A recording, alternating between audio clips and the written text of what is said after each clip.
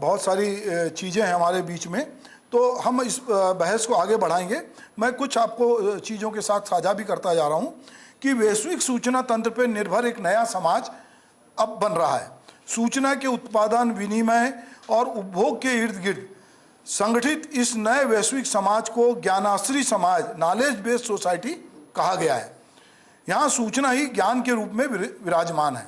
मतलब ये लगता है कि जो सूचना है वही दरअसल ज्ञान है, और आदमी समझता है कि मेरे को बहुत सारा ज्ञान मिल गया है, और जो सुबह सुबह उसको व्हाट्सएप यूनिवर्सिटी से मिल ही जाता है, और उसमें ये भी लिखा होता है कि ये वेद पुराणों का ज्ञान है, इसको आप हल्के में ना लें। मतलब कई बार ये सोचता है कि अपन ने वेद पुराण, लोग समझते हैं कि नई पीढ़ी इसको पढ़ी नहीं होगी, तो वेद पुराण का ज्ञान इसको कहा जाता है।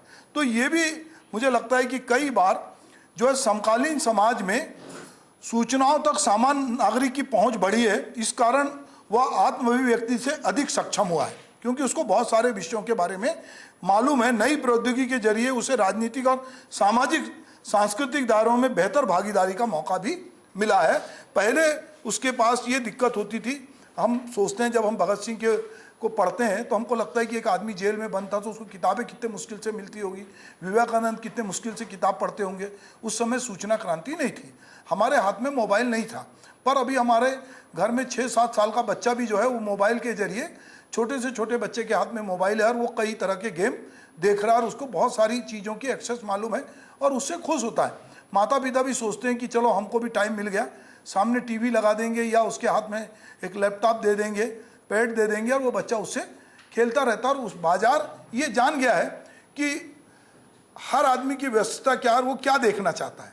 इस तरह से वो चीज़ें डिजाइन होती हैं और वो उस तरह से आपको परोसी जाती हैं।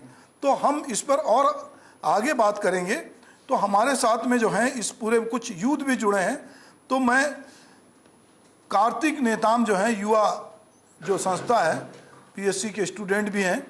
तो चलो भाई, आप लोग किस तरह से इस्तेमाल करते हो इसका? सर अब एक एडिक्शन ही हो गया है सर सोशल मीडिया।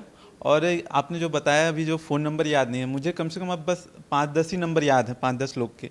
और जब मेरे कांटेक्ट में 500 लोग की लिस्ट है, तो ये कहीं ना कहीं आप जो हमारी जो मेमोरी है, वो चीज़ें जो हमको याद रखनी चाहिए वो चीज़ याद नहीं है। और जो पढ़ रहे हैं उसमें भी हम बहुत डाटा बहुत ज़्यादा हो जा रहा है हमारे पास, बट हमको उतनी डाटा ना लेके जो छोटा डाटा लेके उसको याद करना बहुत ज़रूरी है। डाटा बहुत सारे सूचनाएं मिल जाती हैं मगर वो कहीं याद नहीं रहती। आप दिन में बहुत सारे जैसे स्क्रॉलिंग करते हैं रील्स, हम 100 रील्स देख लें, उसमें भी कहीं स्टोरी भी नहीं पता कि क्या है, 1-2 ही जो रहते हैं जो वो होते हैं। और कहीं ना कहीं सर फेक न्यूज़ ये रहता है कि हम उसमें नहीं जा पाते कि अंदर है क्या, रियलिटी क्या है। जो दिख रहा है वही एक्सेप्ट कर लेते हैं।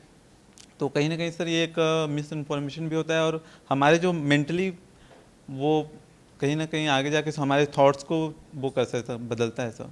चलिए अभी